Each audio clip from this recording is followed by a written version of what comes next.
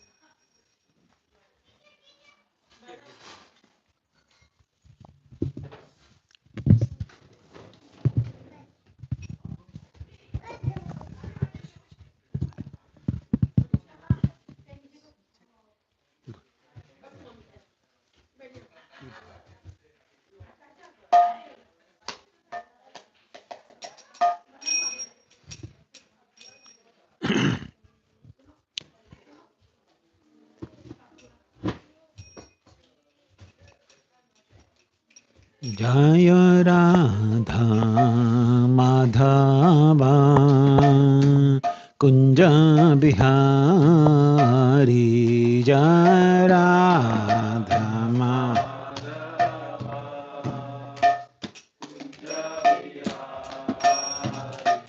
Jaya Radha Madhava Kunja Bihari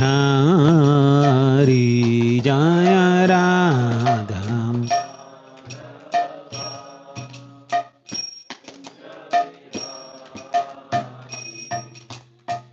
Gopi Jana Vallabha Giri Varadhari Jaya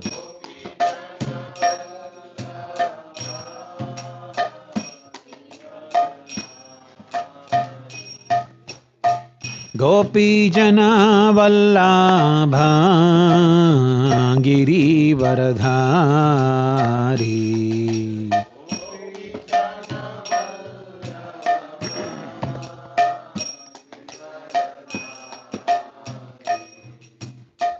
Yashodanandana Vrajajana Ranjana Yasho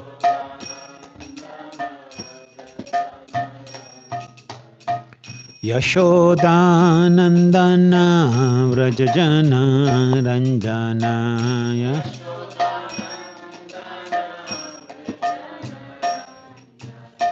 Yashodanandana Vrajajana Ranjana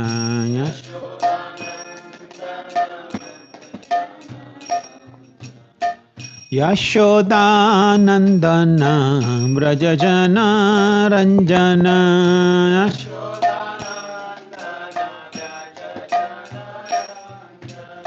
Yashodanandana Vrajajana Ranjana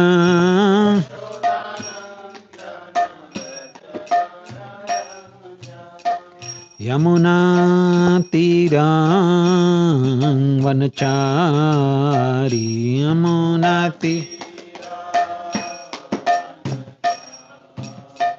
Yamuna Tirang Vanachari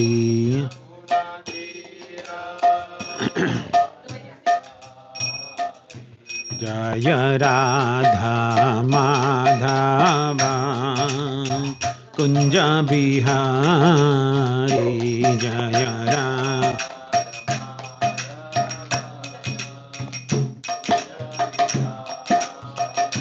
Jaya Radha Madhava Kunja Bihari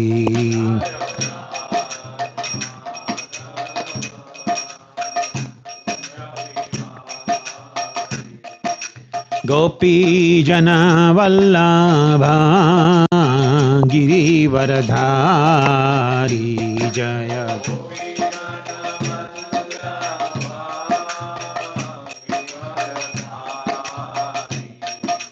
Gopi Jana Vallabha Girivaradhari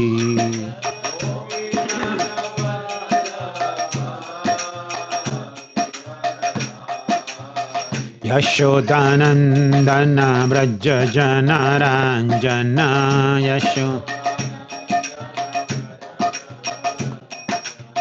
Yashodanandana Vrajajana Ranjana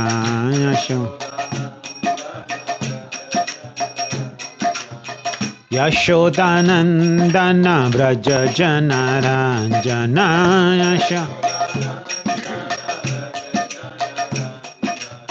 Yashodanandana Vrajajana Ranjana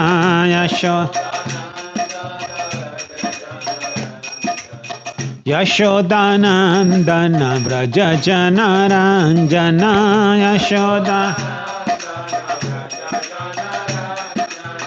Yashodanandana Vrajajana Ranjana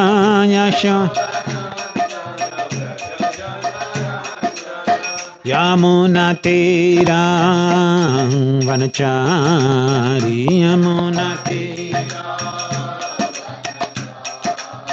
Yamuna Tirang Vanachari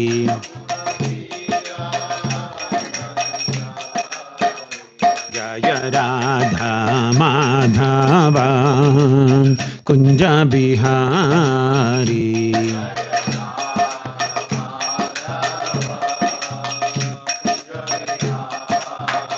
Jaya Radha Madhava Kunja Bihari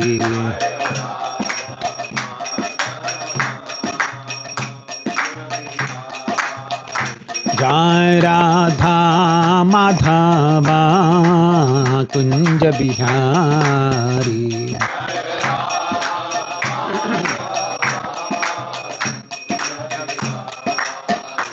Jai Radha Madhava Kunja Bihari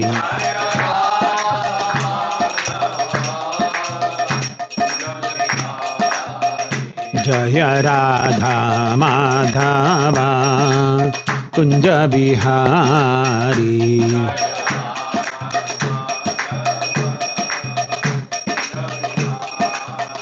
Jaya Radha Madhava Kunja Bihari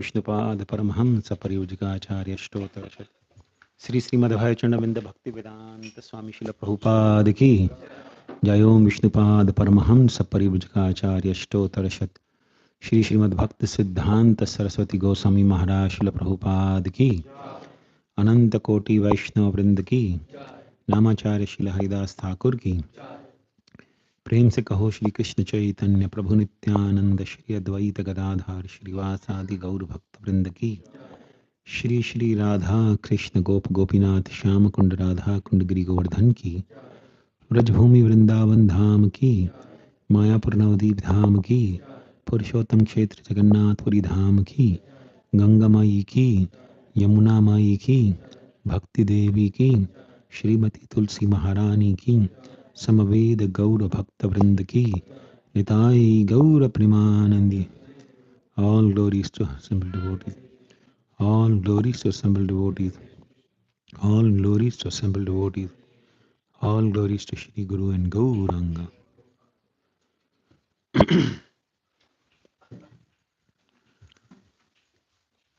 Om Namo Bhagavate Vasudevaya.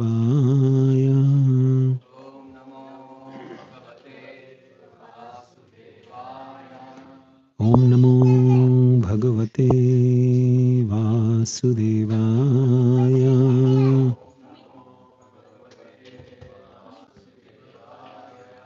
Om Namo Bhagavate Vasudevaya.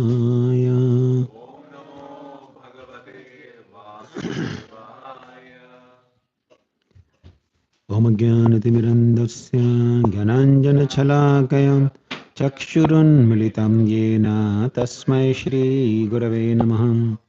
Shri Chaitanya Manobhishtam Sthapitam Yena Bhutale Swayam Rupa Kadamahyam Dharati Swapadantikam Vandeham Shri Guru Shri Yuta Padakamalam Shri Gurun Vaishnavamishya Shri Rupam Sagrajatam Sahagana Raghunathanvitam Tam Sajivam Sadvaitam Savadhutam Parijana Sahitam Krishna Chaitanya Devam Shri Radha Krishna Padan Sahagana Lalita Shri Vishakhan Vitamischa He Krishna Karuna Sindho Deenabandho Jagatpate Gopesha Gopika Kanta Radha Kanta Namostate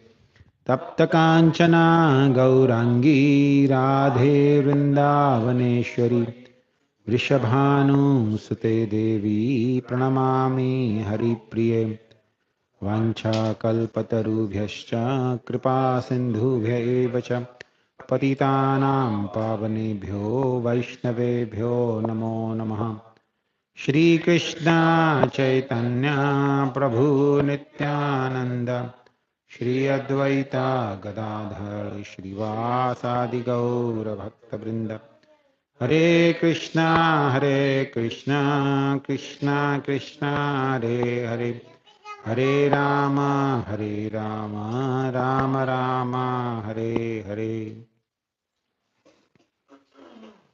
Hare Krishna. So first of all, I would like to thank Ronindal Prabhu and his good wife, for opening this home, newly bought home, to all of us to get together and hear and chant Krishna's glories. So thank you very much, Mataji, and thank you very much, Prabhu, for making the wonderful arrangements with nice prasadam.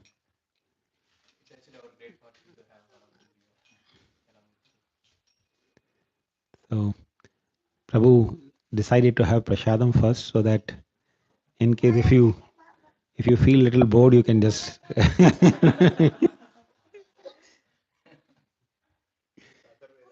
Huh?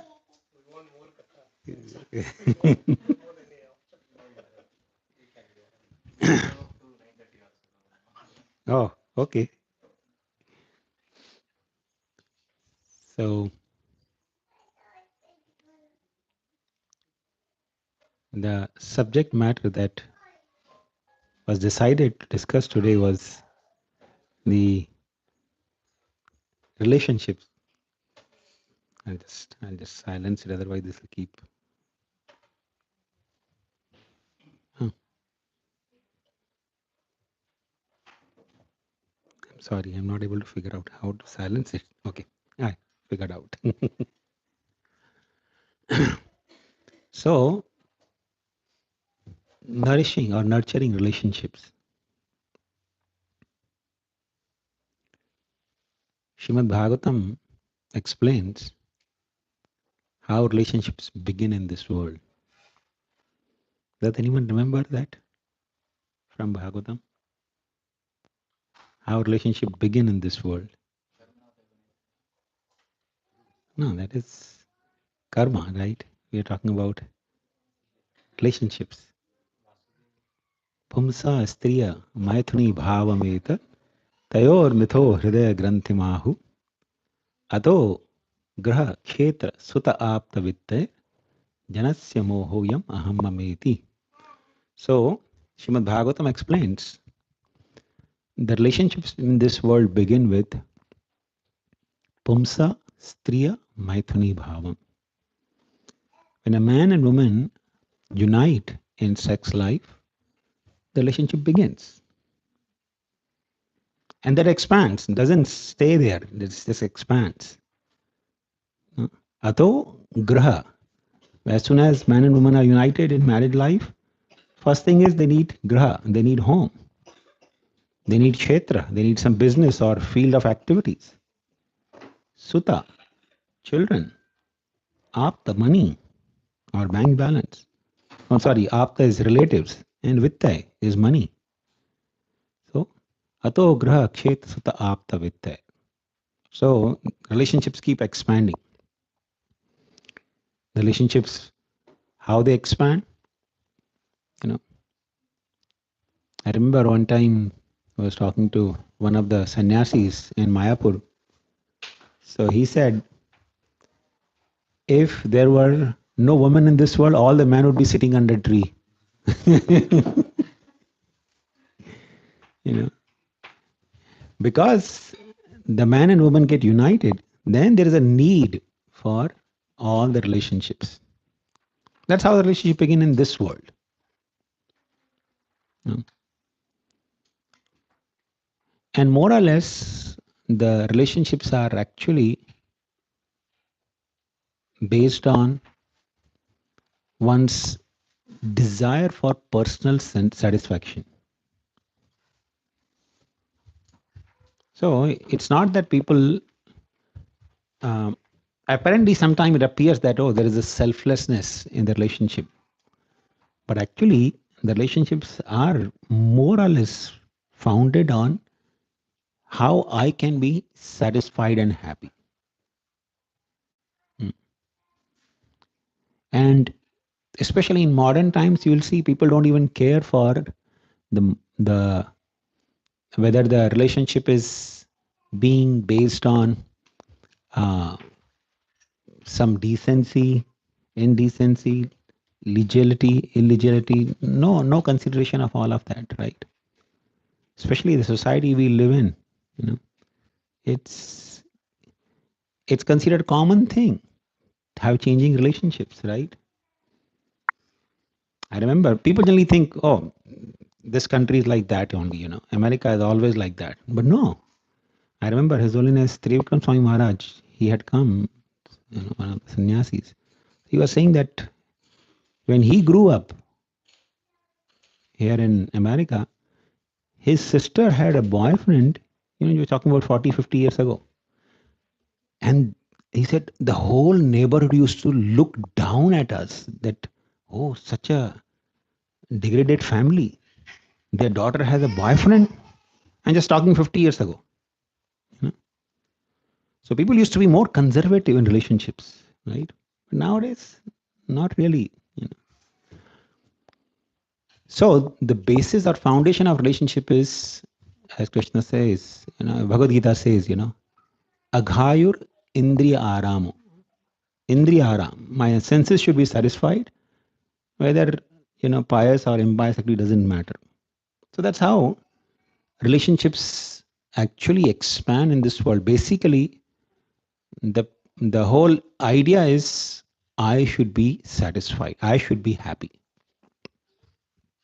You know. And more than actually I be happy, my senses should be satisfied. Because people generally don't even have idea of who I is. The I is not this body. I is actually the spirit soul, the soul who's actually within this body. So people have no idea of how that soul will be actually satisfied or happy.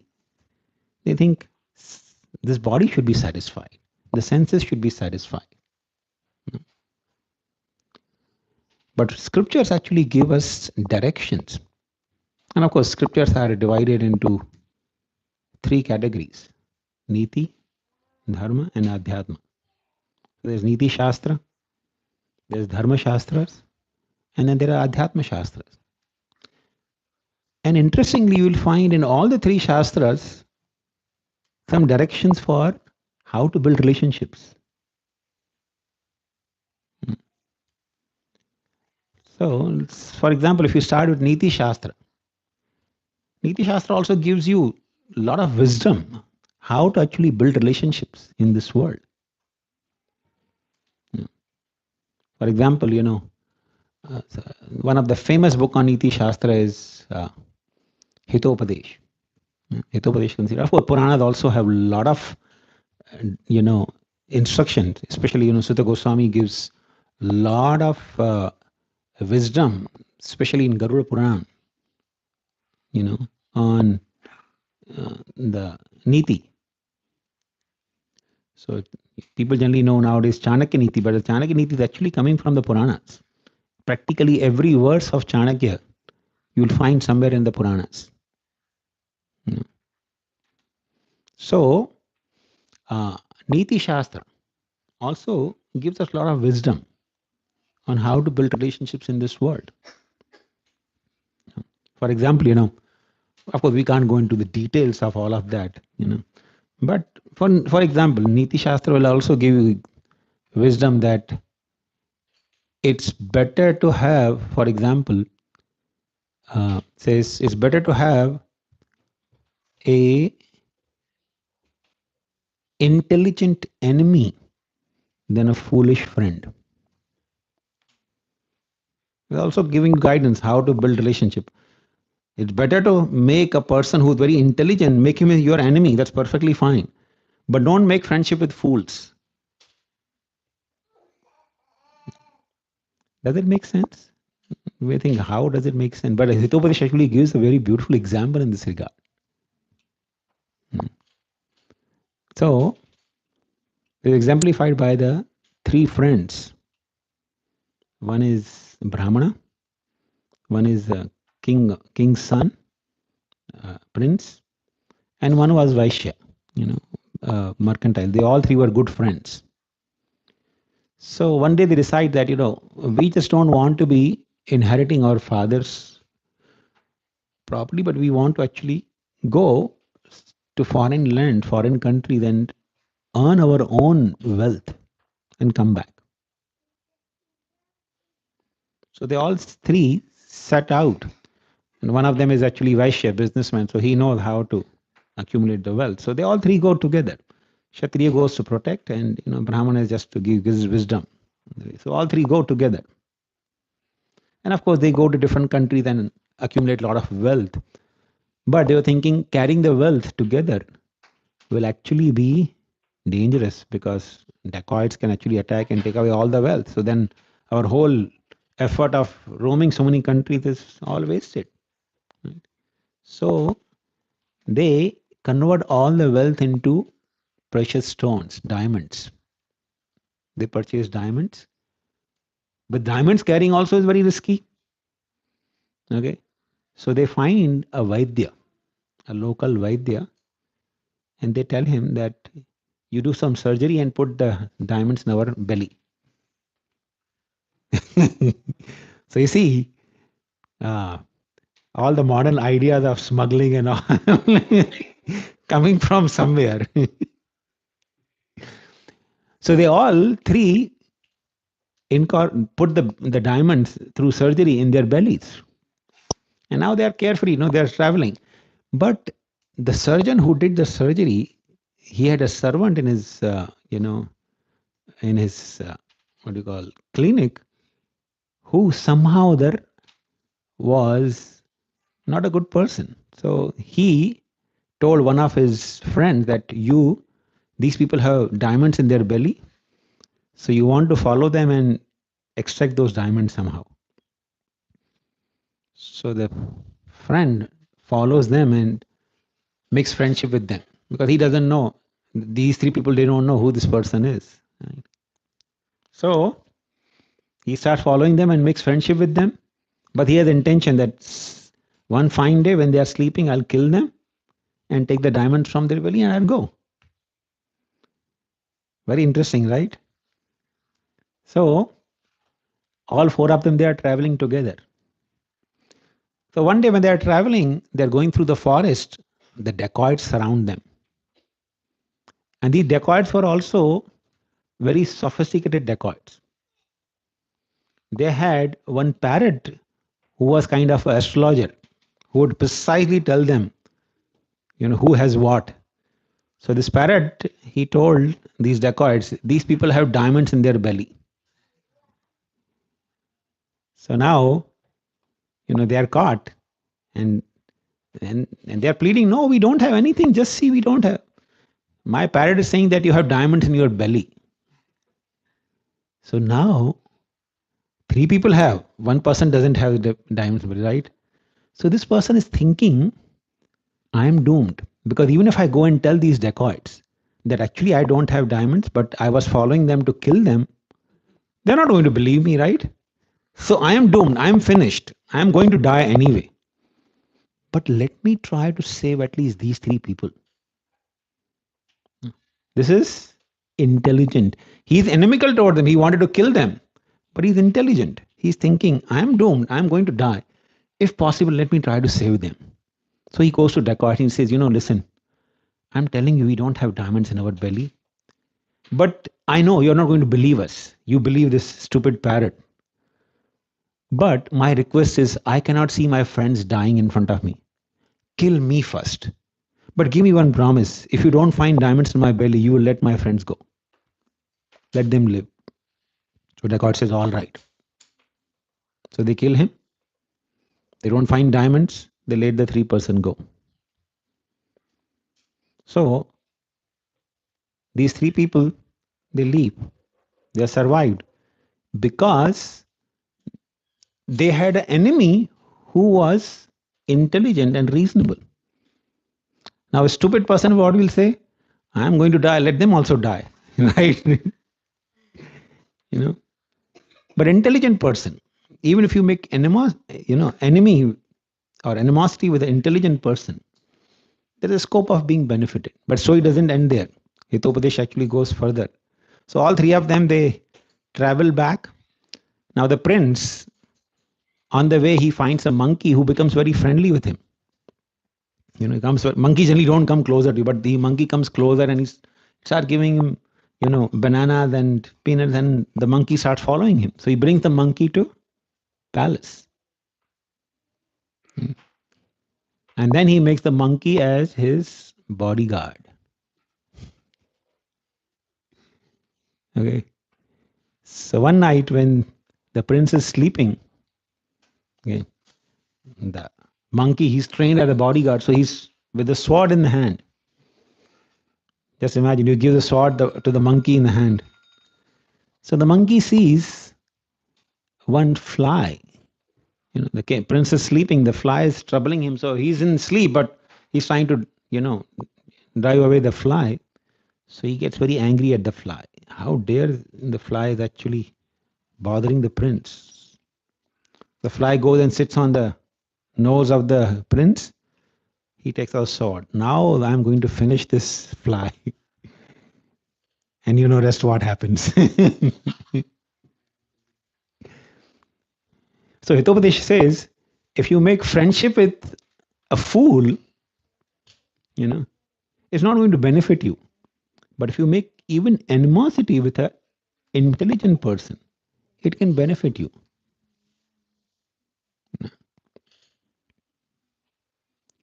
Similarly, I remember Radha Govind Maharaj was saying once in the class that whether friendship or enmity should be done with great souls.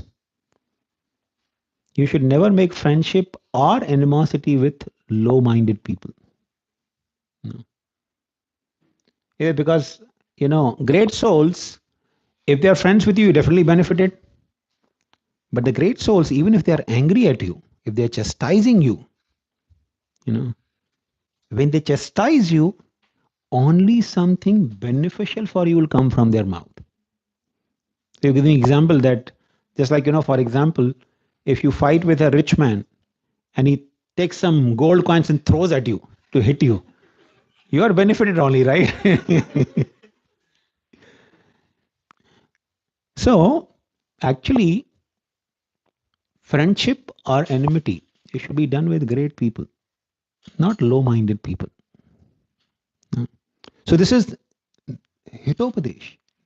Niti Shastra is saying how to build relationships in this world.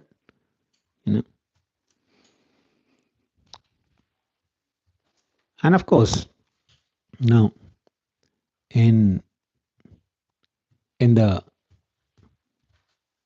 in the scriptures you'll find, even in Srimad Bhagavatam, you'll find some wisdom, you know, about relationships. And of course, Chaitanya Charitamrita takes that wisdom to a different level. But we find in the eighth canto of eighth, I think, eighth canto of Bhagavatam, where the demigods, they are actually uh, defeated by the demons, and they approach the Lord. So Lord gives some wisdom there. He says, declare the truce with demons. This is not the right time to fight with them. So uh, the Supreme Lord is actually giving them wisdom that if you want to truly be benefited, you have to have the excellent judgment. You can't just pick up battles anytime and every time. Even at our workplace, many times, we don't have to pick up every time battles. People, we have to have some wisdom which battle to choose. And if possible, try to avoid whichever battles we can avoid. Because, battle takes a lot of effort and energy from you in any sphere of your life. If you are taking a battle, it takes a lot of resources and a lot of energy from you. Whether it's a physical fight or it's a verbal fight or a mental fight. It takes a lot of your energy, sucks your energy. So the Lord is telling the demigods, this is not the right time to pick up the battle with devatas, the demons. Declare truce with them. And the Lord gives a very beautiful example. He says, at one time, a snake and a mouse, they were both caught into a basket, pitari, we call it in Hindi. The bamboo basket, where they put the snake inside. So both were caught inside. Now, because mouse and snake, mouse is naturally food for the snake, right? So this is the golden opportunity for the snake. He can eat the mouse. Mouse cannot run away, right? He is inside the basket only. But the Lord said, mouse, and the snake did not eat the mouse, but made friendship with him. And he told the mouse, listen, dear friend, I have taken sannyas. I am not going to eat anymore. Snakes. Snake is telling the mouse, I'm not going to eat mouse anymore, You are my friend. So the snake is pacified. Oh my God. He's not going to eat me. He has a good opportunity. He can eat me, but he's not going to eat me good. So he said, no, but you have very sharp teeth. If you want, you can make the hole easily. So if you're going to make the hole for yourself, make little bigger hole that I can also escape. So the mouse does that. He opens the hole, he goes out easily. So the snake cannot come out. So he says, can you make the hole little bigger so that I can come out easily. My whole body can come out. So the mouse does that, makes the hole bigger. And as soon as the hole is sufficiently big for the snake, he eats the mouse.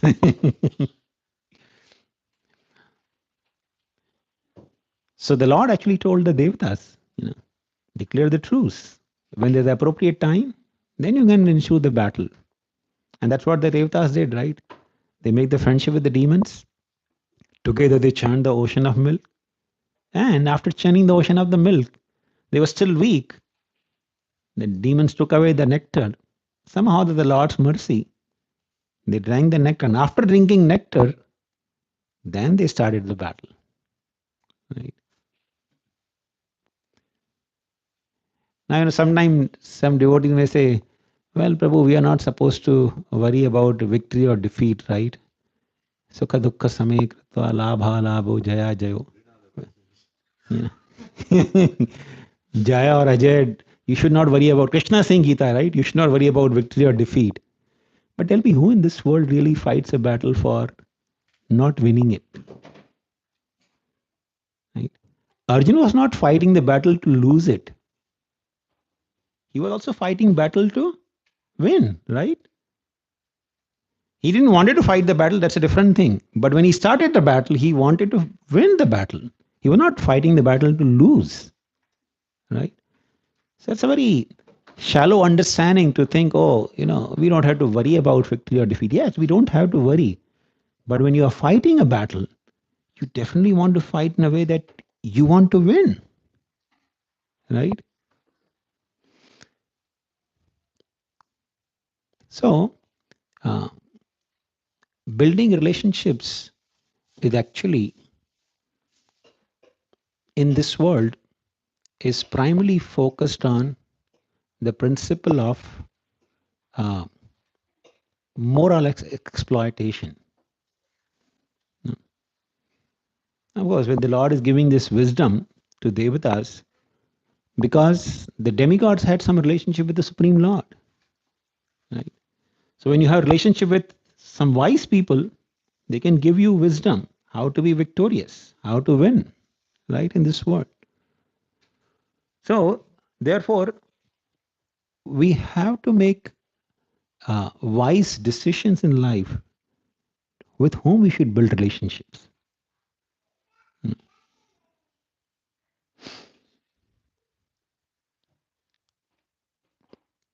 And of course, those relationships have to be built on certain principles.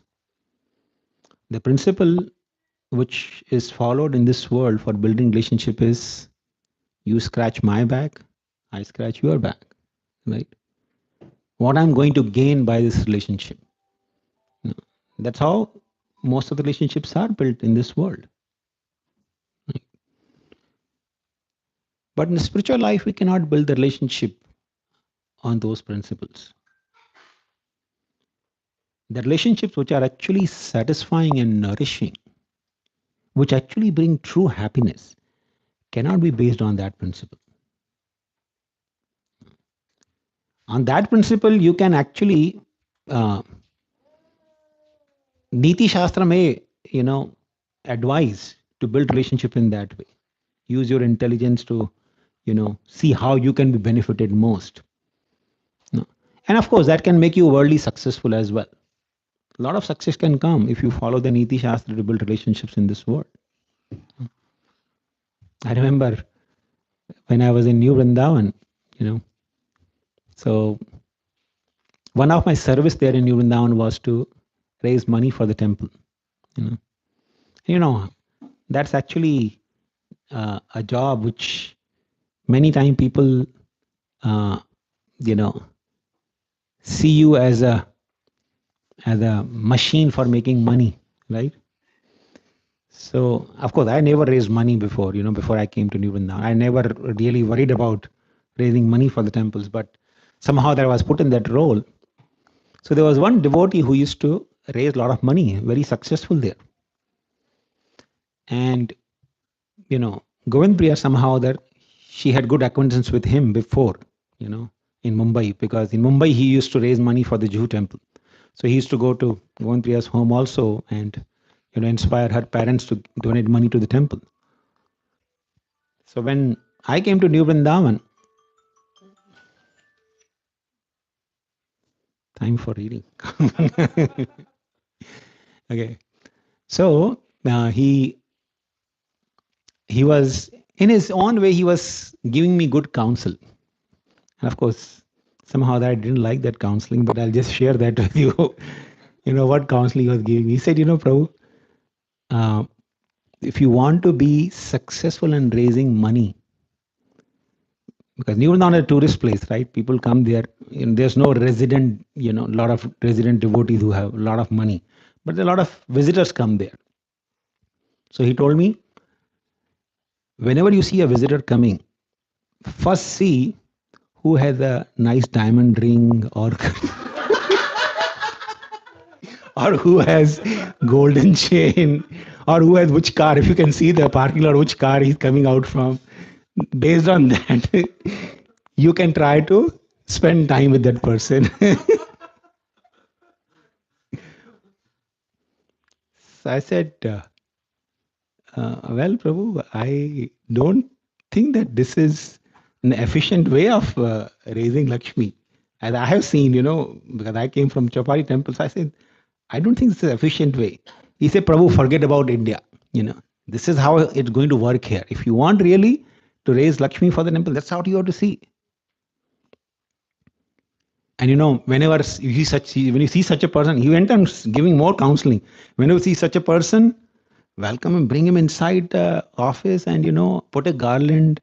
And Govindra sitting there, and and he's saying, just like when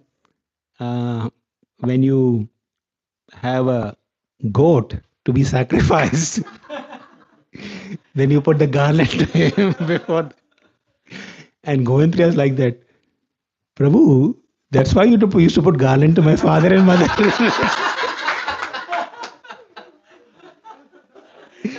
So that's what was in your mind? And he was caught off guard, and he became completely silent, and he actually walked out feeling ashamed, you know.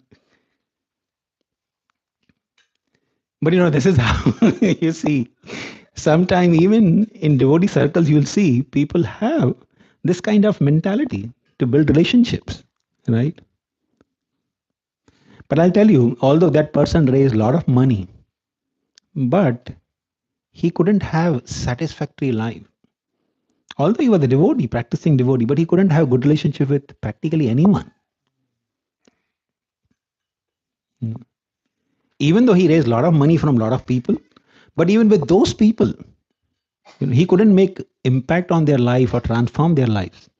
So I know we cannot transform everyone's life, but at least even if you have few people, 2, 3 or 4 people or 5 people, or even one person whom you can actually transform their life and help them to accept Krishna consciousness, it is so satisfying, right?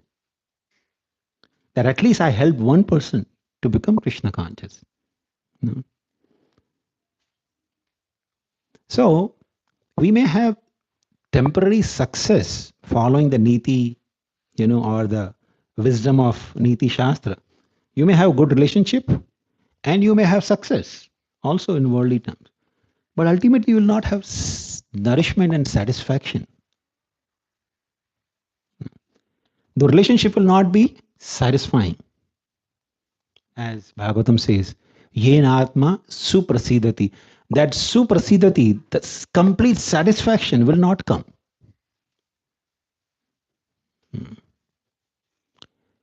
The complete satisfaction comes by nourishing or nurturing relationships which are founded on the principles of understanding the principle of Krishna consciousness, knowing that Krishna is actually the supreme and we all are his part and parcels. In that way, we are actually related to each other. Krishna is the root and we are all his parts. And therefore, we all are related to each other. It's not just the devotees, but even the non devotees, even the demons or atheist people, even the animals, the birds, the insects, every living entity is actually part of Krishna.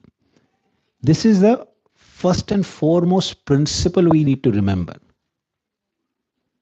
that actually every living entity in this world is part of Krishna. And of course, everyone is conditioned by the three modes of material nature and they have their own conditioning. And they're struggling. Prakritisthani karshati. They are situated in the material body and being impelled by the three modes, they are struggling in this world in their own way.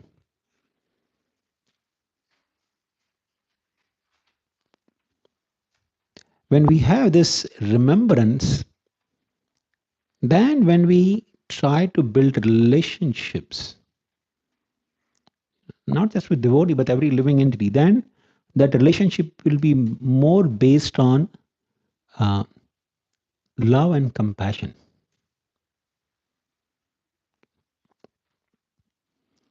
And the principles which actually can nourish our relationships, there can be a lot of things we can discuss, but they all summarize into one principle that we find in the Shikshashtakam prayers as well. The entire summary of all the principles that you can actually put together to build spiritual relationships can be summarized on just one principle: the eagerness to give. How much I'm willing to extend or give myself, give everything that I have for the satisfaction of the person with whom I want to build relationship. And of course, you'll find, therefore, Dharma Shastra actually talk one such principle, which is very much highlighted, in the Chaitanya Charitamrita by Srila Krishnadas Kaviraj Goswami. The principle of chastity.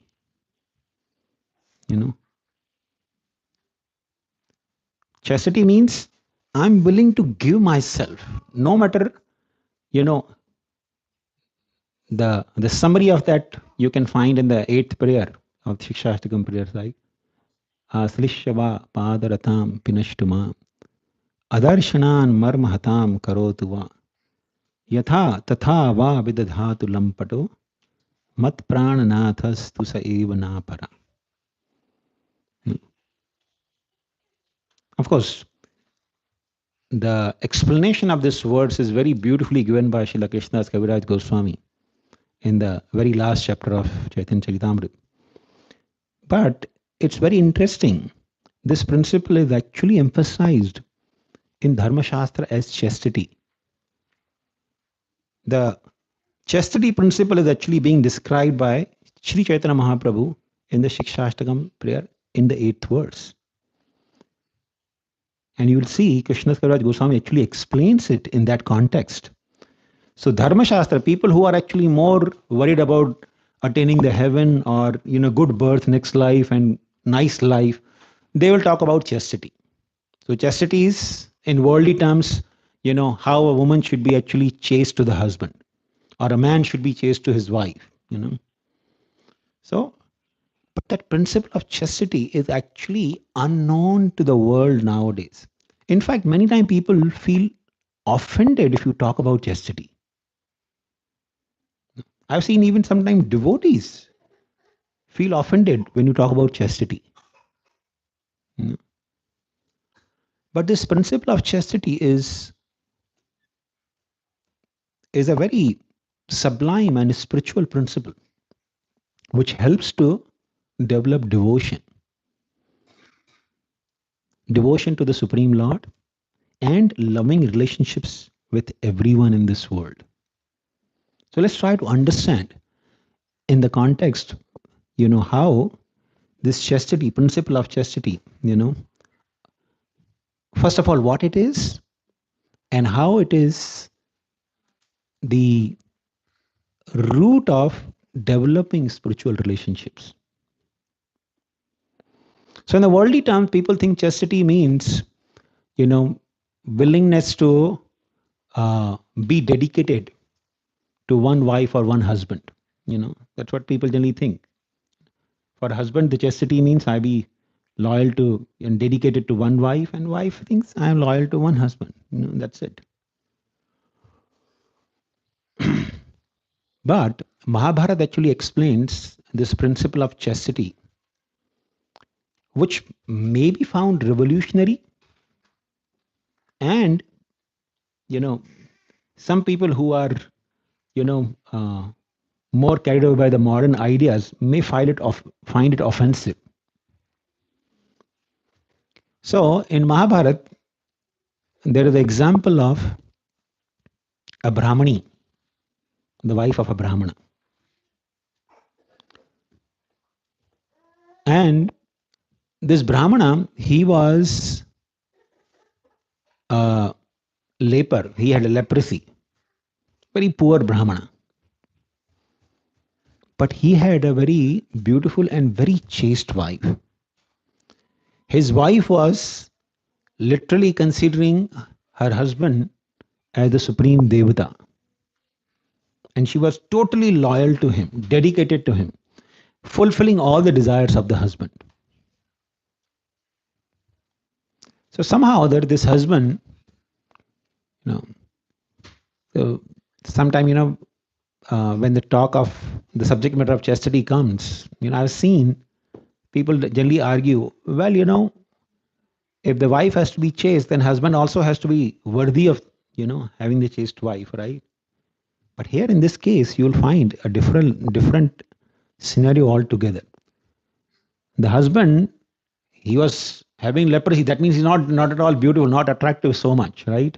Physically, you cannot be attractive if you have leprosy also. And he was living opposite to a home of a prostitute who was actually very beautiful. She was so beautiful that in order to contact her, a person just to spend one night with her had to give 1 lakh diamonds. Diamonds in those days. 100,000 diamonds. Prabhupada quotes this example of Laksha Hira. He gives this example. So, this Brahmana, he's attracted to her. He wants to have union with her. Now it's beyond he's poor Brahmana. He doesn't have any means to have union with that woman. So he's always morose. So his wife asked him, okay, my dear husband, what's wrong? Why you are so morose? He says, I want to have union with that lady. So she knows now she's a prostitute. She goes and takes service in the home of prostitute as a maid servant. And through her service, she pleases the prostitute, and prostitute becomes very happy. She says, ask me anything. She says, really, can I ask you anything? She said, yes. So she says, my husband wants to have union with you. Can you please allow him? So she's so moved that here the chaste woman, she is, willing to become maid servant to me. She's the Brahmani. Brahmani taking the service in the home of a prostitute. It's actually something very, not so praiseworthy. But she has done that simply to satisfy her husband. She said, okay, bring your husband. So the husband cannot even walk. So the wife has to put the husband on the shoulder and bring him to the prostitute. But this husband is so restless when he hears that, oh, I'm going to have union with this beautiful prostitute, then he starts hitting her with the leg. He's sitting on her shoulder. He said, go fast, go faster. So he's shaking his leg so fast and it's a night time, darkness outside. So when he's going, that's when his foot actually hits a pole on which Mandukya Muni was placed. We have heard the Mandukya Muni's pastime, right? How Mandukya Muni, some thieves stole some booty and put in his ashram, right? And then when the soldiers found the booty in Mandukya Muni's ashram, so they thought the Mandukya Muni is actually a thief. So they brought him to the king, and king thought he's a thief. So he put him in what do you call a piercing bhala kind of thing, which is placed in the ground, and he's placed on the bhala, through the rectum. He's put into the bhala so that changa kind of thing. Yes, changa is actually where they throw the person from top to the swords. The swords are upside down, but this was the one bhala where he's placed through the rectum so that it pierces and comes out through his head. So he was placed in that bhala, and he's hanging in that. But because he's a yogi, he can manage the pain and does not die through samadhi. So he's in intense meditation so that the pain is not experienced and therefore he can survive. And that's when the king realized, oh, this person is actually a sage. He cannot be a thief. But he was on that bhala, and the Brahmana's foot hit him, hit Mandukya Muni, and his meditation broke and he experienced pain. So he got so angry. He said, whoever is this, because it was dark, so he couldn't see who was that. He said, whoever this rascal is, he will not see tomorrow's sunrise. That means he will die before the sunrise. As soon as the sun rises, he will die. Now, this Brahmani heard that my husband is going to die next morning. And because she was such a chaste lady, by the power of her chastity, she said, sun will not rise. And from that point onwards, for 1 year, there was no sunrise. The whole creation was disturbed because sun could not rise in that area, in that particular tract of land. That was the power of her chastity. So much so the demigods, they became disturbed, They went to this lady, said, please, let the sun rise. She said, no, I cannot allow the sunrise because my husband will die. So they said, okay, Mandukya Muni's curse cannot be nullified. Your husband will die, but we are devatas. We will revive him back to life. So please let the sun rise. So when they gave promise, then only she allowed the sun to rise. So now you see from this example, there are many wonderful lessons to learn. Now, one common argument when people generally say, oh, the wife has to be chaste, but the husband also has to be worthy. What are the worthiness of this Brahmana? Right? No worthiness, right? So principle of chastity is not dependent on how the other person is. It is my dedication, my willingness to sacrifice my entire existence for someone. And this is actually a natural inclination for the soul. Soul wants to die, willing to die for someone. You see, freedom fighters, they are willing to die for the country, right? I will die for my country. What do they get? They're not getting anything. There are no promises made, right? If they die for the country. But they find some satisfaction because this is the hankering of the soul. Soul wants to actually dedicate itself totally without any reservation for someone. So the scriptures are teaching us to develop that virtue, especially for people who are not attracted to the principle of Krishna consciousness. It says, okay, you develop this virtue. develop the virtue of chastity or loyalty. If the person develops that virtue is not lost when the body is destroyed. It becomes an impression on the soul. Soul carries that impression lifetime after lifetimes. No? All it needs is to replace the worldly object and place the Supreme Lord in the center. And that principle of chastity, when applied to the Supreme Lord, brings complete satisfaction for the soul. You try to be chaste or loyal to anyone or anything in this world, that will not bring satisfaction. It will bring frustration. Ultimately, it will bring frustration. No.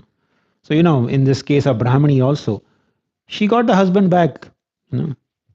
But ultimately, the husband died. She also died. Husband also died. Right? They're not alive anymore. So, the whole idea is the relationships that we want to build on the principle of chastity, that I'm willing to sacrifice anything and everything for this relationship, is actually the foundation of building true relationships in this world. If you want to have everlasting relationship, it has to be based on this principle, that I'm willing to sacrifice everything. That burning desire to sacrifice, to give oneself, willingness to give without any expectations in return. Give oneself 100% without any reservation. This is the principle which actually is the foundation for building true loving relationships, which is so satisfying to the self. Now, of course, that relationship cannot be built if there is no Krishna consciousness in the center. In fact, that relationship can be built only keeping Krishna in the center. Otherwise, it's not possible. But nevertheless, this is one of the most crucial principles. And it's very interesting. Krishnadas Kaviraj Goswami quotes this example of this Brahmani while giving explanation to the 8th verse of Chaitanya Shikshashtakam.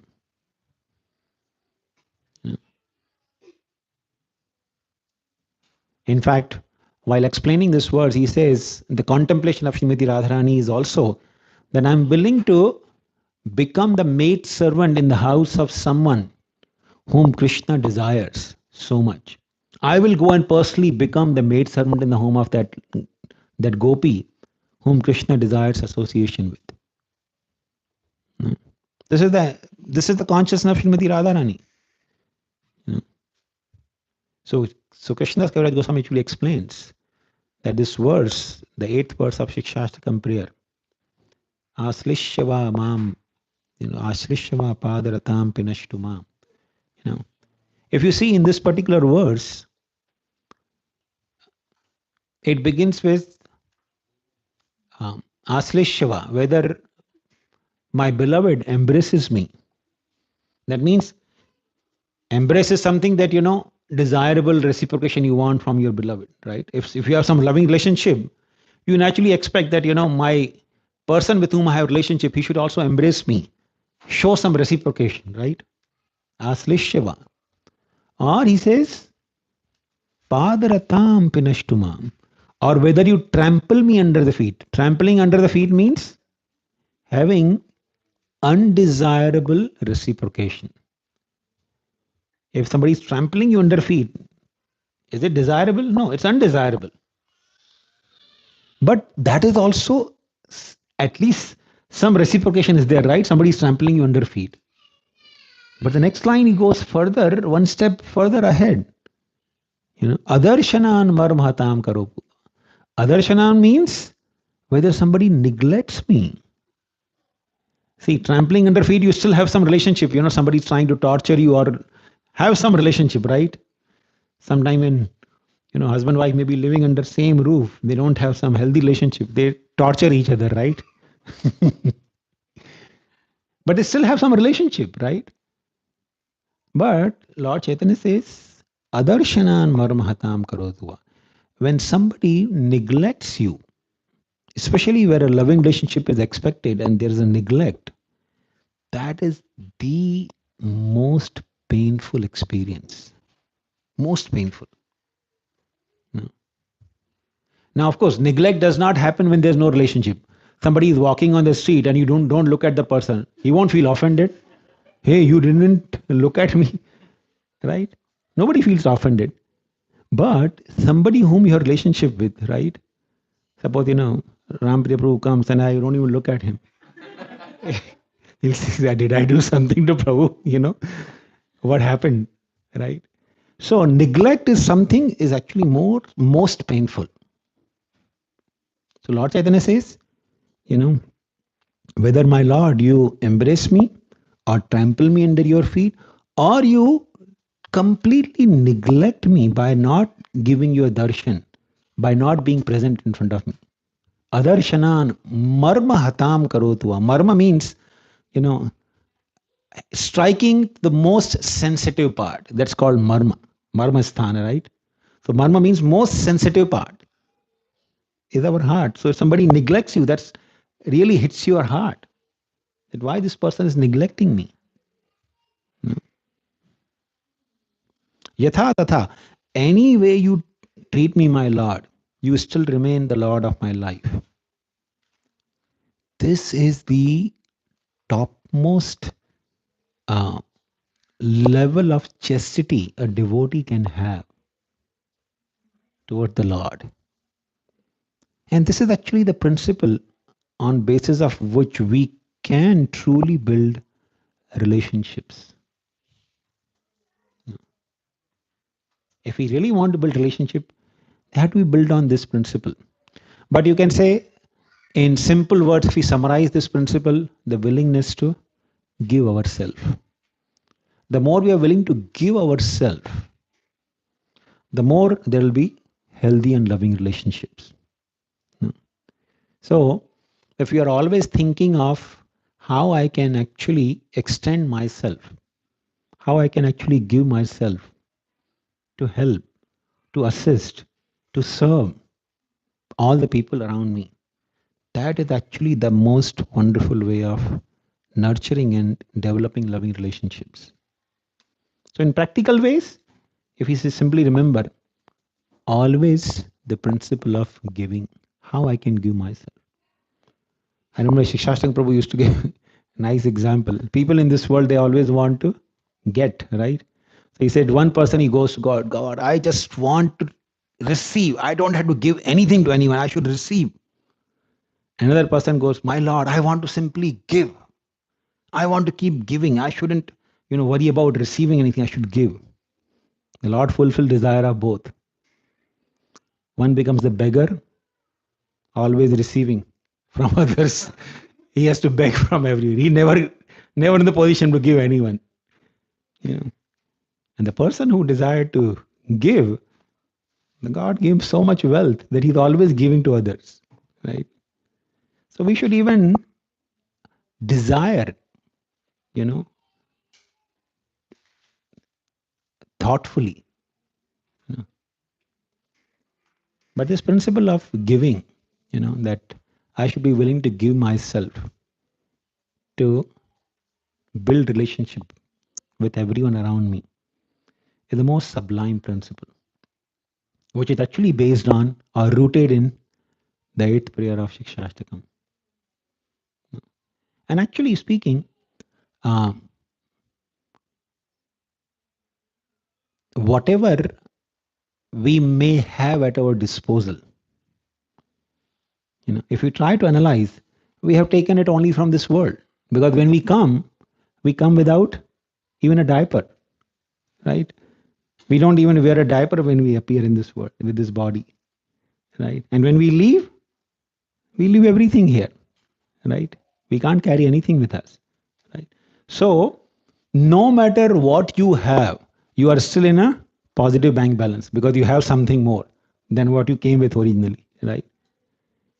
So, If we are willing to give, no matter what we have, we are willing to give, then Krishna gives us wisdom also. Whether it's not just a matter of money or, the resources, it's the willingness to give. If we are willing to just give ourselves, Krishna provides us immense wisdom to give ourselves to others. And when we start giving, that's when the loving bonds of relationships actually strengthens. Just imagine, this world would be such a nice place where everybody wants to just give to each other, right? The problem is everybody wants to take. I should be satisfied. I should extract from others and I should be satisfied. But when you have actually the desire to give, this world actually becomes Vaikuntha. So this principle is not just to give Krishna everything, but we should be willing to give everything at our disposal to everyone around us. I hope that made sense. So we can stop here. Now, just on final note, if you see Srila Prabhupada, when he came to US, he literally had only $7. 40 Indian rupees was equal to $7 in those days. But Srila Prabhupada actually mentioned this to his disciples. He said, I came with a desire to give. He said, people from India, they come to US like this. He said, but I came like this. I came with a desire to give. And just see, Prabhupada came with a desire to give, and how much he gave. His contribution actually will be remembered for next 10,000 years. Right? How much he gave. Simply desiring to give. Even though he had only $7, when he came to US. But because he had desired to give, he could actually give so much. We all are at the receiving end from Srila Prabhupada and his followers, right? So all it takes is to develop the desire to give. Thank you very much. Hare Krishna.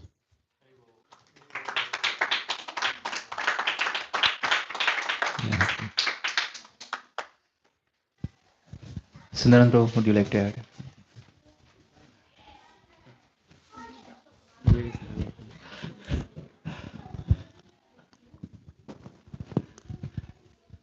No, thank you, Prabhu, for the wonderful class. And I really like the point, just as a reflection. I really like the point about the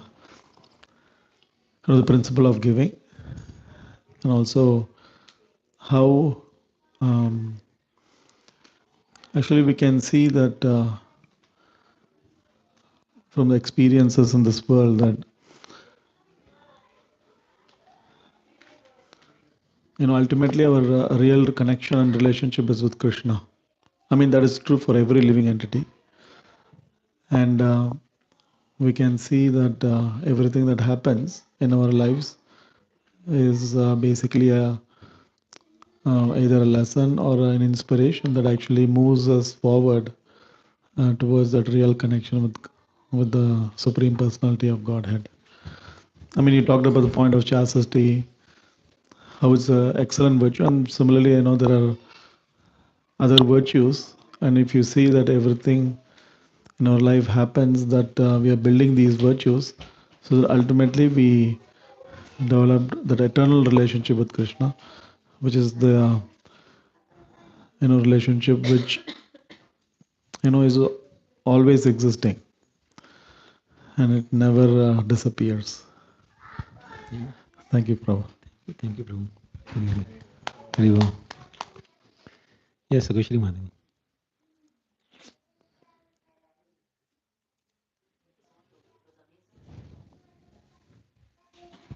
Thank you so much, Prabhu. I was just reflecting on, on a day-to-day situations when we connect with people. What is it that we can give and not take? I was just thinking that I can give all glories, like, in the earlier shloka, as he says in Shikshashtakam, like, give all glories to the others. Don't expect anything for ourselves, because many times when I do service, I think that, oh, now people are going to recognize me, that I did this. So instead of that, thinking that everything was done by someone else and I have no, I'm no one there. So I was just trying to contemplate on giving in different scenarios, giving yourself, of course, like Ashishya, Ashishya Padaratam Pinastama, but I was just thinking that in different scenarios, like one is giving up my ego and satisfying the ego of somebody else. So thank you, Prabhu. I mean, it just opened up a huge thought process of how I can start applying in a day-to-day situation, because getting to Ashra Shiva is a pretty long short goal for me. But I was thinking that in small situations, what are all things that I can start doing? So hopefully someday I'll say that, yeah, I have nothing but just you, Krishna. Whatever you do to me, I'm okay. Thank you, Prabhu. So, Madhi, thank you very much for reminding the principle that you talk about giving and not taking. But while you're speaking that, I remembered a very striking point, which when I was in New Vrindavan, right, when this devotee was trying to counsel me. So when I was thinking that my role as a person to collect the Lakshmi for the temple, how can I give them, right? That's when this thought came and striking to me that, well, Srila Prabhupada took so much money from so many people, right? So many of his followers, they gave him money. But even while taking, he was actually giving them an opportunity to serve Krishna, to engage in Krishna's service. And that actually reminded me how Vaisheshika Prabhu was actually sharing once that when he went for distribution of books, he asked this person that, what you have to give, okay? And this person said, well, I have no money, but I have only lighter, gas, right? He was smoking a cigarette with that.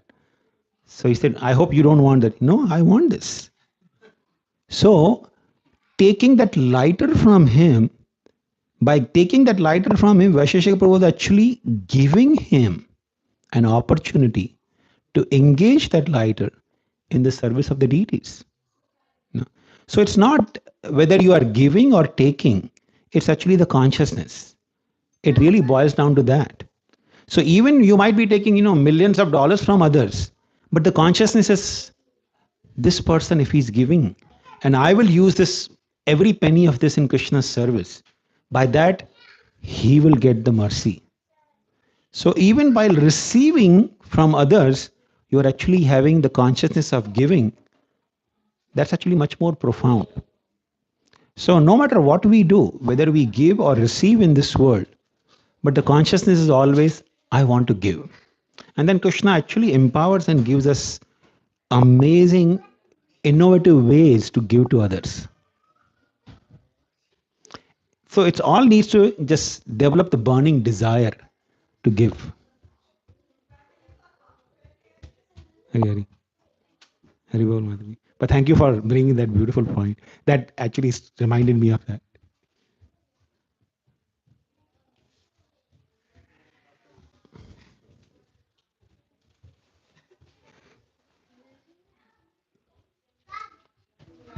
Hare Krishna, Prabhu. Thank you so much, Prabhu. It was nice flow of the thoughts. Initially starting with stories from the moral point of view.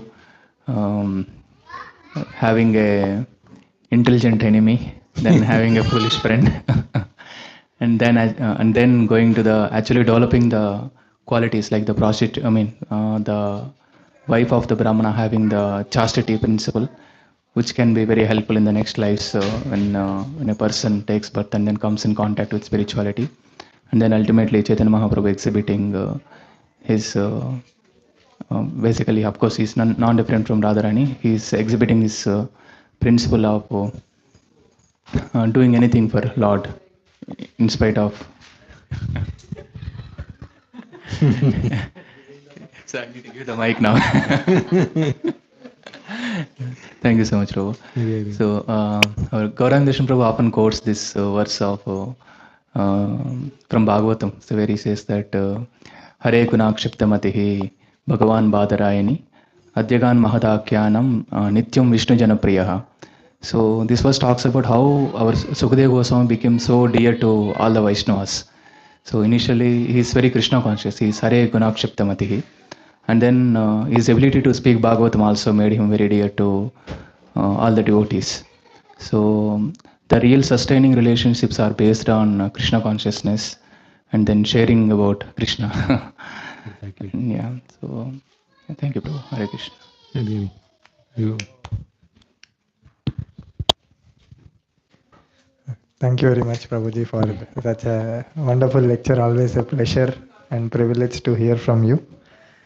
So I especially liked the point that the virtuous qualities like chastity are a reflection of our own character ultimately. So it should not depend on whom we are interacting with, because it's our offering to Krishna.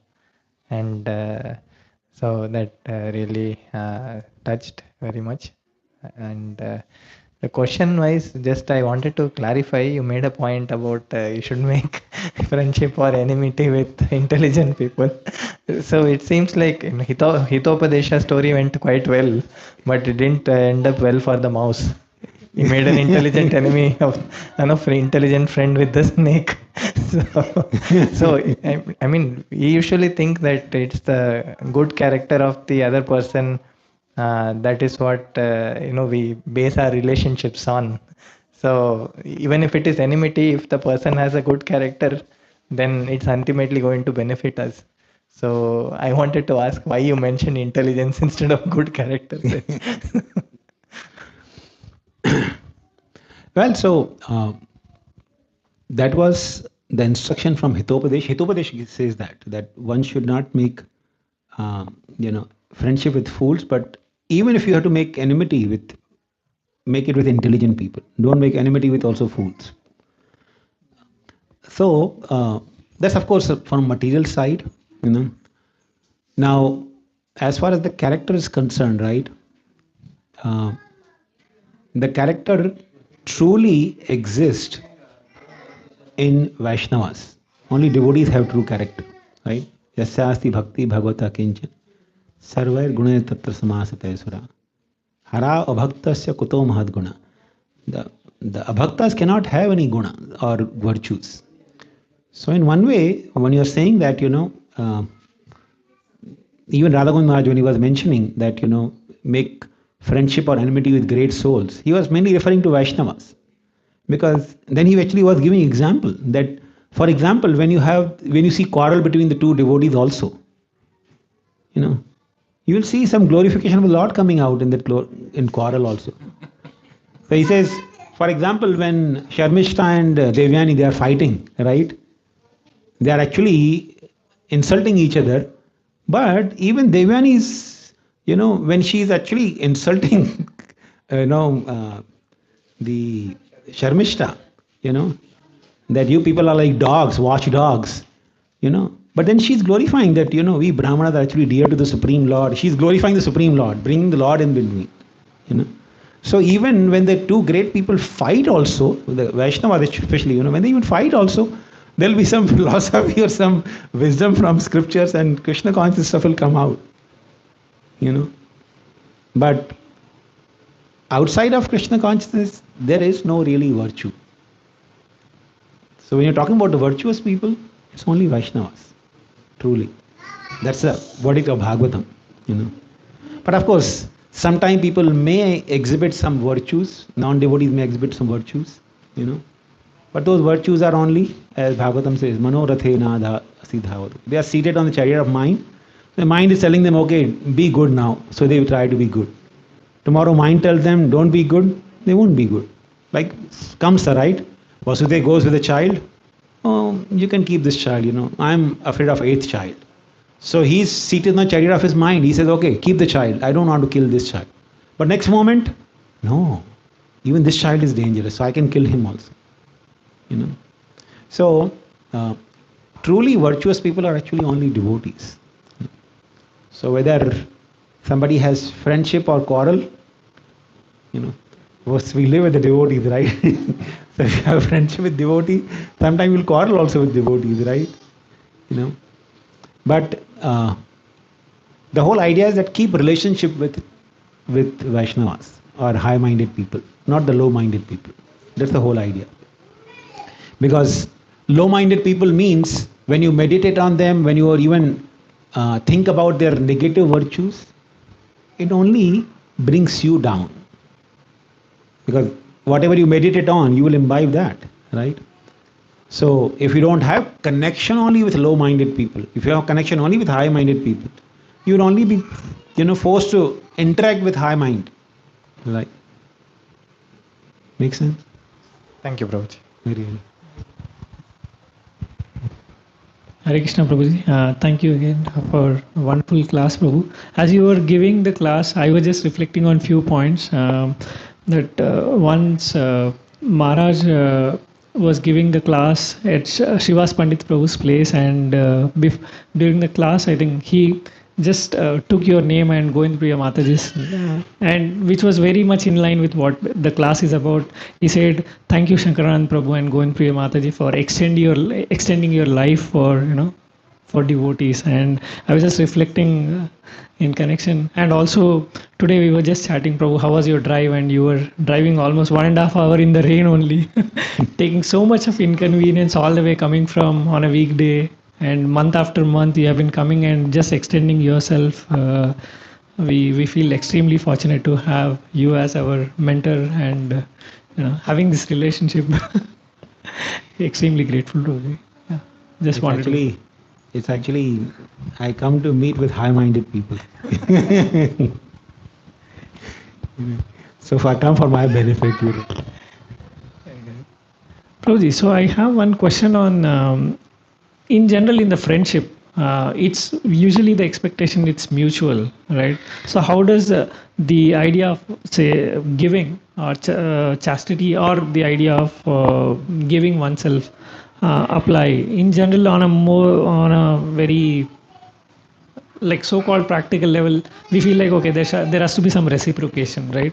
If the person may or may not be interested, or maybe how do you see that in the right perspective? So two things, one, as I mentioned, it's not the matter of just giving. Even while receiving, you are actually giving if you have the appropriate consciousness. Okay, so it doesn't matter whether we are at the receiving end or at the giving end. Consciousness is most important thing.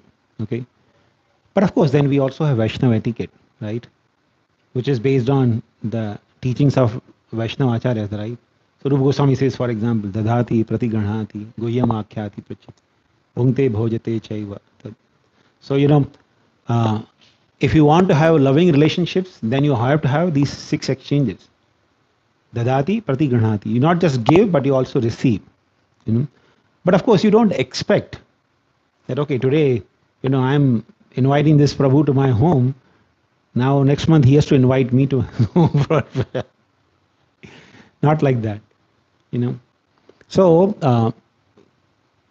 the principle of giving, but if somebody is extending the invitation, then we should accept it, because that's a foundational principle for having that loving relationship.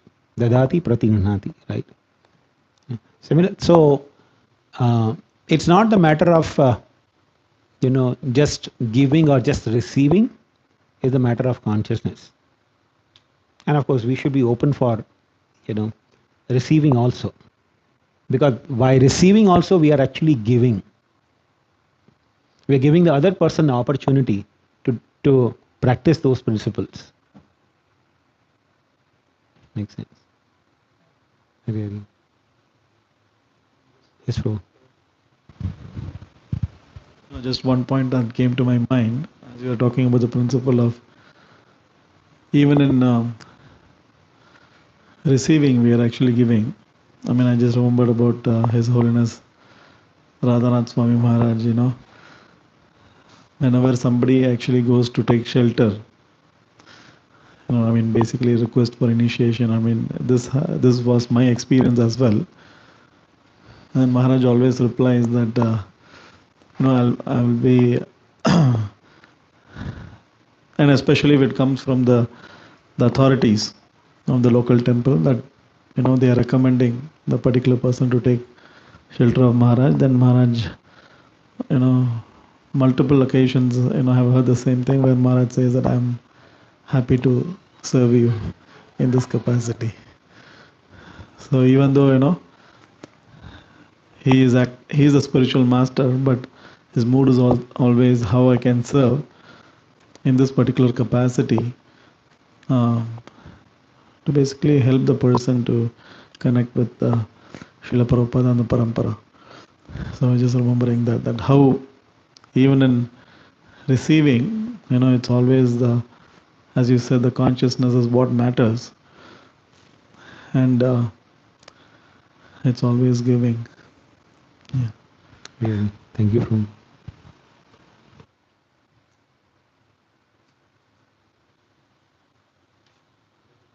Hare Krishna, Prabhu. A very nice class, Prabhuji. Yeah, very interesting stories. I have a question regarding, you were talking about how to build a relationship, and then talk about Dharma Shastra, Artha Shastra, and Niti Shastra. So, do these books talks about how to be in Krishna consciousness to build how to be in Krishna conscious while building a relationship, or the other way around, like materialistic? Because if I see how I came to Krishna consciousness, I mean, it's just very very difficult or very very easy process also. I mean, it's not for someone to understand Krishna consciousness. So if somebody is trying to read those books to how to be build a relationship, will he goes towards the Krishna or going towards like a materialistic world? Well, when we are talking about the Niti or Dharma Shastras, we are talking a different level of building relationships. Okay. So Niti Shastra mainly talks about the center of the Niti Shastra is how to live a worldly happy life. So build relationship in this world which will make you happy in this life. That's it. That's the only scope. Niti Shastra is talking only about how to live a successful and happy this life. Dharma Shastra talks about how to not only live this life happy and prosperous, but also next life you make prosperous. The future lives also should be happy and prosperous. So you act in a way that your future lives will also be good.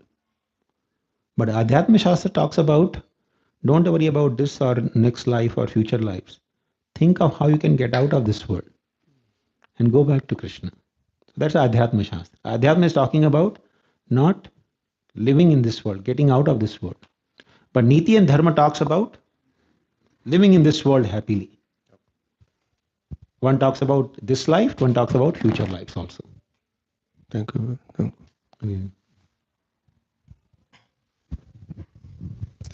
Thank you, Prabhuji, for such a wonderful class. From whole lecture, I really like one practical. Means everything is practical, but the base, the base of all the principle, the basic principle that you gave, that one thing in that we can follow day to day life, which is thinking Krishna is the center. We are all jivas are a part and parcel, and then building relationship based on this principle. So you also mentioned that if we follow that principle, then who is enemy, who is friend, right? Everyone is friend. So there is no enmity, no envy, and world becomes so beautiful, right? Without envy. And this is what we means. I observe in my life also that day to day life, so many things going on, and once we forget this principle, it's really hard. Means it's so much burden we carry every day. But this easy to follow principle is going to give so much solace, and yeah, and relationship can build on this principle. Uh, Also, means this is very helpful when we see someone is progressing or someone is going through some hardship. It's really easy to connect that we will not think that that person is someone else.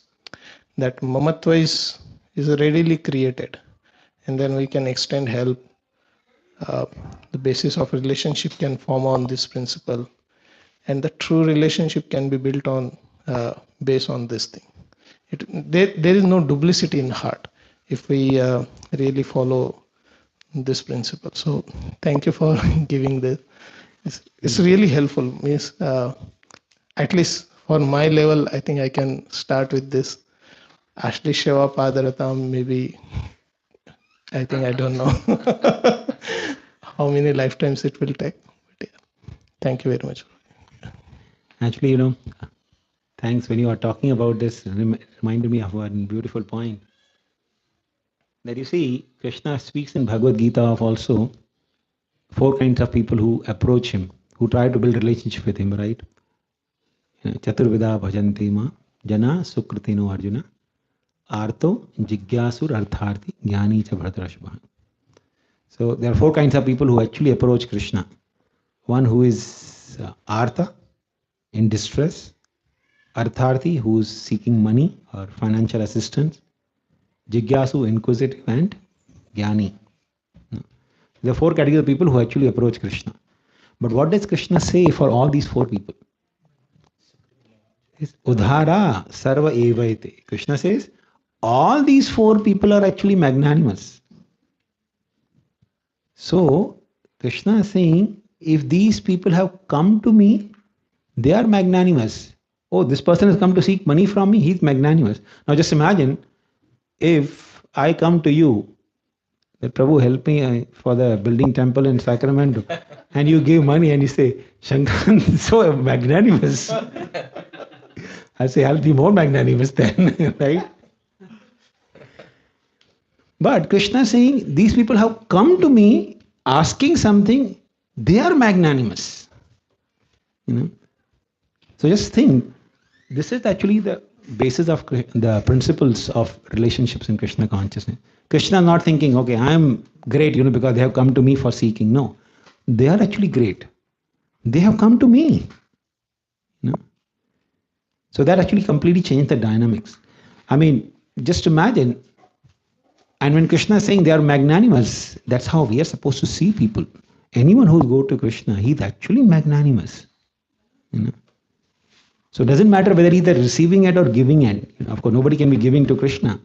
But anyone who actually somehow there comes to Krishna consciousness is actually a great soul, is a magnanimous person. So I think even in that verse, Krishna is actually highlighting how much significant it is. Even if he's at the giving end, he's considering others as magnanimous, that they are giving. Magnanimous means you are giving, right? So they have given themselves to Krishna because they're seeking something from Krishna. They could have gone to some devata or worship some demigods, right? But they have come to Krishna, so they are magnanimous. Really? Yes, sir.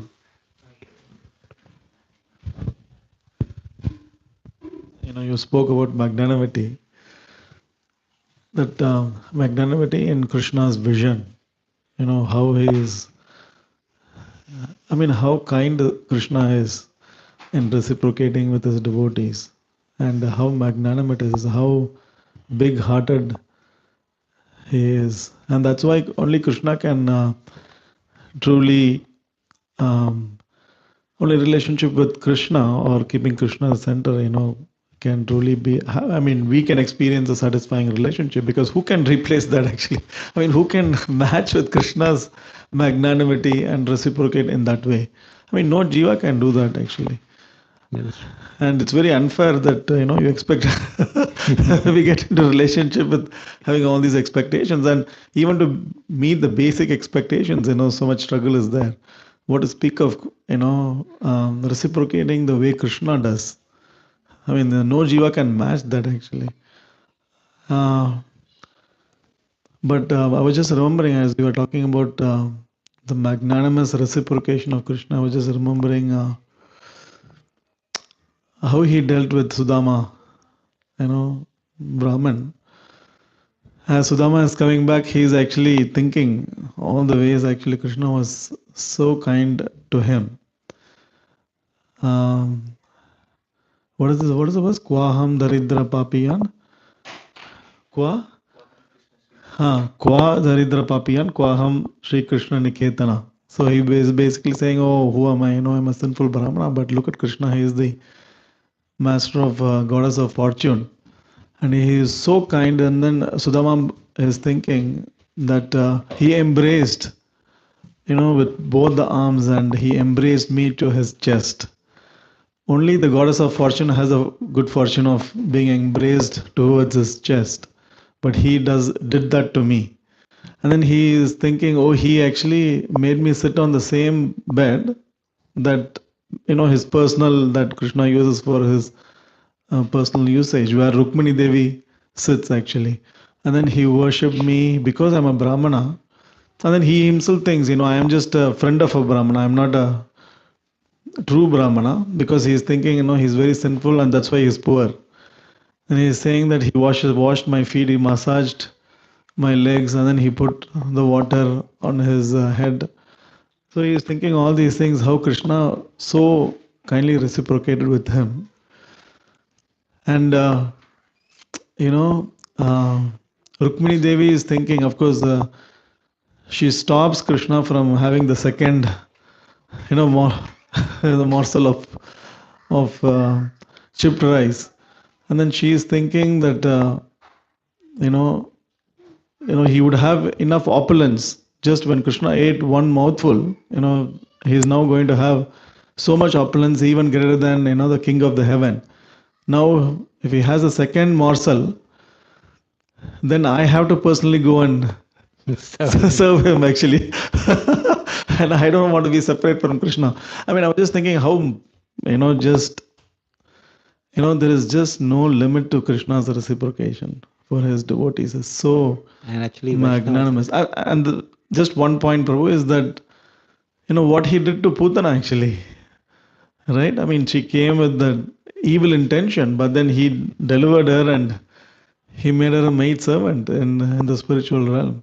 So, and that's why Krishna is saying to the gopis, I'm sorry. I don't know. Yeah, I don't know how to, this depth of selfless love, I don't know how to, because even for somebody with an evil intention, Krishna is, giving the highest position. What can he give to the gopis, actually, who has such selfless mode of service? It's his magnanimous nature that makes him indebted to them. Is not able to reciprocate with their depth of their love. I just wanted to add a few points. Thank you, bro. You brought so many beautiful examples. Because you brought the point of magnanimity, that's why.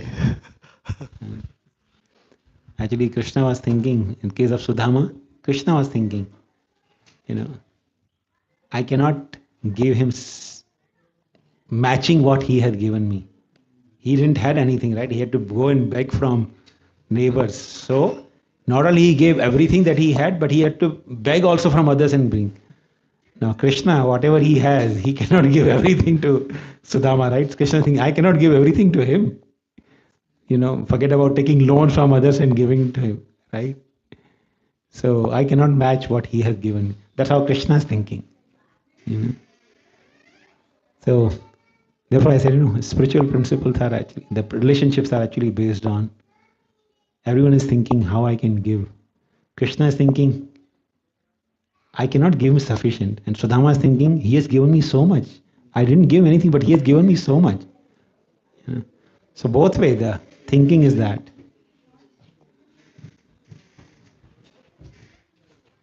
Really. Thank you very much, Prabhu. Yes. Hare Krishna. Thank you, Prabhu, for the nice class. I had a question. Like, how can I realize that neglect is worse for the heart than a negative relationship, negative reciprocation?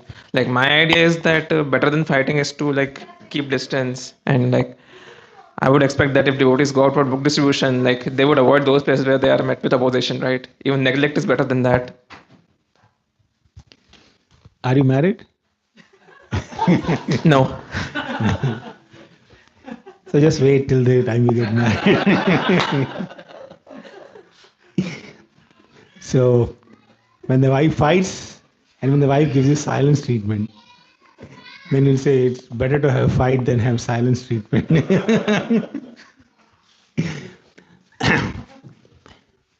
You see, in the case of uh, when you say trampling or somebody's mistreating you, right? There is still some relationship, right? Some relationship left. But now take same example, when they're husband wife they're quarreling all the time, but somehow that they're continuing relationship, right? So sometimes they're quarreling, sometimes they have sweet relationship, right? So quarreling and sweet that goes on. But when there is a separation, indifference to each other, the relationship is finished, right? When you become indifferent, that's when people, they actually say in marriage counseling that when you silently distance from each other, that is the worst thing you can do in marriage relationship. Silent distancing from each other, okay, to avoid the conversation that we will start again creating fights and quarrel, better not to talk to each other, right? That's the worst thing you can do to marriage relationship, because that will eventually end up in separation, divorce. Okay, so it may appear that silence is actually better, or indifference is much better, but that's actually much more painful. Emotionally it's much more painful. When you're fighting, that's still, you have some, you're trying to actually reconcile. When fighting means you're trying to actually express yourself that you're dissatisfied for certain things, other person is trying to express they're unhappy with you, right? So there's a scope of reconciling. But when there is indifference, you don't want to see each other's face, distance, that is very very painful, and that is something people cannot tolerate for very long. So when there is when there is a, say, silence between husband and wife for a long time, they're not talking to each other, no, for sure, it's just matter of time they will be separated. No. So therefore, that indifference is considered much more painful, which people cannot tolerate. People may tolerate sometimes quarrels, but indifference is very difficult to tolerate. Emotionally, that's the human psychology. You cannot tolerate indifference. Okay, thank you, Prabhu. Hare Krishna. Anyone want to add something? Do you want to add for something? Yeah. Sure. Thank you very much. Yeah. Srila Prabhupada ki jai. Hare Krishna. Just couple of announcements. First of all, I would like to thank Praveen Prabhu. He's the one who chose this topic, and also he kindly arranged the mic system, speaker system. Hare Krishna. Let's give. And I would like to thank all the Matajis also who helped with prasadam. Thank you so much, Hare Krishna, and all the devotees who came for the program. Yeah. Not this, but thank you very much, Prabhu, for you and Madhvi opening your homes to all of us. We are feeling happy that devotees are here. Thank you for coming.